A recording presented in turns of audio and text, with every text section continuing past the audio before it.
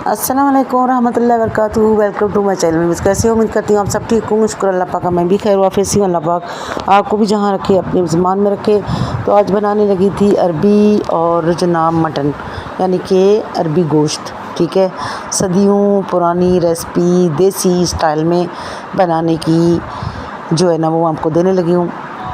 ये रेसिपी जो है ये हमारे बुज़ुर्ग बनाया करते थे बहुत शौक़ से, क्योंकि इसमें थोड़ा सा ग्रेवी होता है, शोरवा होता है, बड़े मज़े का बनता है। इसमें बीफ में भी बनता है, मटन में बनता है। मैंने इसको मटन में बनाने की जो है ना वो शुरू की है। तो यहाँ पे पहले हमने जी मटन को जो है अदरक लहसुन डाल के, प्याज वगैरह डाल के उसको प्रेशर लगाया था। प्रेशर के बाद हमने इसको जनाब जी भून लिया है। भूनने के बाद इसको साथ में टमाटर डाल के भुनाई कर ली अच्छे से, बिल्कुल सारा पेस्ट बन गया। उसके बाद मैंने अरबियों को जो है वो काट के 2 टुकड़े करके लंबे स्लाइस में इनको रख दिया था।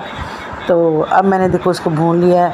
भूनने के बाद जो है ना इसको आस्ता आस्ता भूनती जाऊँगी। पहले मैंने मटन को भूना है, मटन के बाद मैंने इसको भून लिया, अरबी भी भूनी गई अच्छी सी।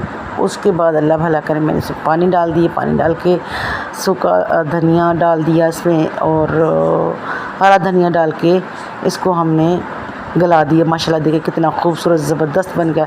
रेसिपी पसंद आई है तो मेरे वीडियो को लाइक करें, शेयर करें, सब्सक्राइब लाजिम किया करें, प्यारे प्यारे कमेंट किया करें। Thank you. अल्लाह हाफ़िज़। खुश रहिएगा, खुशियाँ बांटिएगा, मुझे भी अपनी खुशियों में शामिल कीजिएगा। Thank you.